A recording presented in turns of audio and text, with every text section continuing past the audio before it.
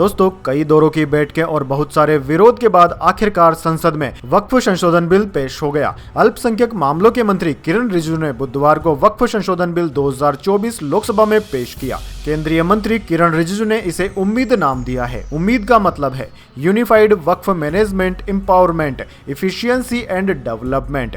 दोस्तों, बिल को केंद्र की सरकार में शामिल टीडीपी, जेडीयू और एलजेपी ने समर्थन दिया है। शिवसेना यूबीटी सांसद अरविंद सांसद ने अपने भाषण में यह क्लियर नहीं किया कि वे बिल के पक्ष में है या विरोध में है। वहीं दोस्तों, गृह मंत्री अमित शाह ने कहा कि वक्फ बोर्ड में गैर इस्लामिक नहीं आएगा, ऐसा कोई प्रोविजन नहीं है। वोट बैंक के लिए माइनॉरिटी को डराया जा रहा है। वहीं अमित शाह ने आगे कहा कि एक सदस्य ने कह दिया कि यह बिल माइनॉरिटी स्वीकार नहीं करेगी। क्या धमकी दे रहे हो भाई? संसद का कानून है, स्वीकार करना ही पड़ेगा। दोस्तों, बिल पर चर्चा में रिजिजू ने 58 मिनट अपनी बात रखी। उन्होंने कहा कि कांग्रेस के नेतृत्व वाली यूपीए सरकार ने 5 मार्च 2014 को 123 prime property Delhi Waqf board को ट्रांसफर कर दी। ऐसा लोकसभा चुनाव से ठीक पहले अल्पसंख्यक वोटों के लिए किया गया, पर चुनाव फिर भी हार गए। वहीं दोस्तों, all India Muslim personal law board के प्रवक्ता डॉक्टर सैयद कासिम रसूल इलियास ने कहा कि अगर यह बिल संसद में पास हो जाता है तो हम इसके खिलाफ देशव्यापी आंदोलन शुरू करेंगे। हम शांतिपूर्ण आंदोलन चलाएंगे। वहीं दोस्तों, अमित शाह ने इस बिल के पक्ष में कहा कि राम मंदिर बनाने की बात आई तो कहा गया कि खून की नदियां बह जाएगी, मुसलमान सड़क पर उतर आएगा। ट्रिपल तलाक, सीएए के केस में भी ऐसा ही कहा गया कि मुसलमान की नागरिकता जाएगी। अगर 2 साल में एक भी मुसलमान की नागरिकता गई हो तो सदन के पटल पर रखें। धारा 370 पर क्या क्या कहते थे। आज उमर अब्दुल्ला सीएम है, विकास हो रहा है। कांग्रेस ने मुस्लिमों को डराने का काम करके वोट बैंक बनाने का काम किया है। इस देश के नागरिक को किसी भी धर्म का हो कोई आंच नहीं आएगी। ये नरेंद्र मोदी सरकार है। ये सालों से जातिवाद और तुष्टीकरण पर काम करते आए हैं। वहीं दोस्तों, कांग्रेस सांसद केशव वेणुगोपाल ने कहा कि आप मुस्लिमों के साथ वक्फ बोर्ड में भेदभाव कर रहे हैं और कह रहे हैं कि यह संविधान के अनुसार है। कहा गया कि अल्पसंख्यकों के धार्मिक अधिकारों की संविधान के अनुसार रक्षा की जाए।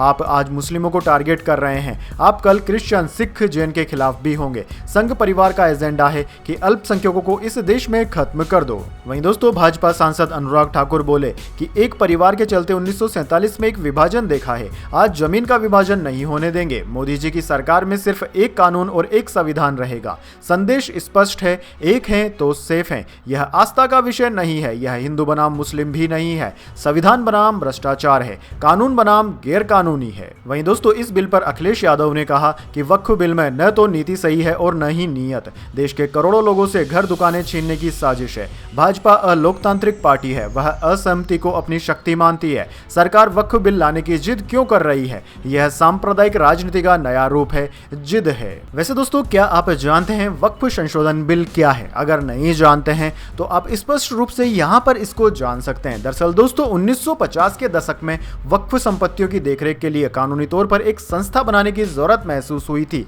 इसके लिए 1954 में वक्फ एक्ट के नाम से कानून बनाकर सेंट्रल वक्फ काउंसिल का प्रावधान किया गया था। 1 साल बाद यानी कि 1955 में इस कानून में बदलाव करके हर राज्य में वक्फ बोर्ड बनाए जाने की शुरुआत हुई थी। इस वक्त देश भर में करीब 32 वक्फ बोर्ड मौजूद हैं। ये वक्फ संपत्तियों का रजिस्ट्रेशन और रखरखाव करते हैं। वहीं दोस्तों, बिहार समेत कई प्रदेशों में सिया और सुन्नी मुस्लिमों के लिए वक्फ बोर्ड अलग अलग हैं।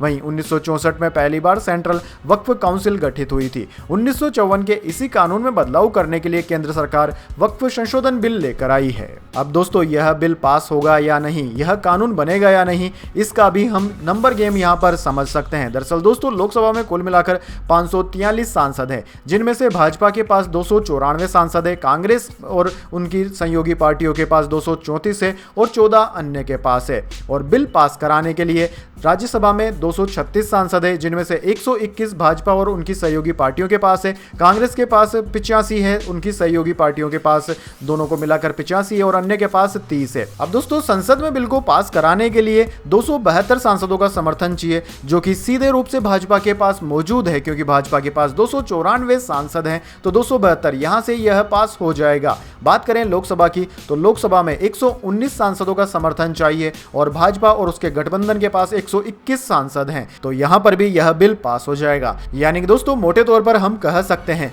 कि यह बिल जल्द ही कानून भी बनने वाला है। दोस्तों अमित शाह ने वक्फ बिल के एवज में बोलते हुए कहा था कि 250 हेक्टेयर वाले 12 गांवों पर तमिलनाडु में वक्फ का स्वामित्व हो गया है। मंदिर की 400 एकड़ जमीन को वक्फ की संपत्ति घोषित कर दिया गया है। कर्नाटक में एक रिपोर्ट पढ़ रहा हूं, 29,000 एकड़ भूमि वक्फ की है, किराए के लिए दे दी। 2001 से 2012 के बीच 2 लाख करोड़ की वक्फ की संपत्ति निजी संस्थानों को 100 साल के लीज पर दे दी गई। बेंगलुरु में 602 एकड़ जमीन को जब्त करने से रोकने के लिए हाईकोर्ट को बीच में आना पड़ा। 500 एकड़ जमीन 5 स्टार होटल को 12,000 महीना किराए पर दे दी गई। अमित शाह ने यह कहते हुए आगे कहा कि इसका हिसाब किताब न करो, यह पैसा गरीबों का है, उनके लूटने के लिए नहीं है। कर्नाटक में मंदिर पर दावा किया जा रहा है, 600 एकड़ जमीन पर दावा किया जा रहा है। ईसाइयों के चर्चों पर कब्जा कर लिया गया है। चर्च वक्फ बिल का समर्थन कर रहे हैं। आप अखिलेश जी मुस्लिमों की सहानुभूति हासिल करने की कोशिश कर रहे हैं। मुस्लिम भाइयों को पता चल गया है कि 4 साल में क्या चल रहा है। तो दोस्तों यह थी वक्फ संशोधन बिल को लेकर हमारी एक छोटी सी अपडेट।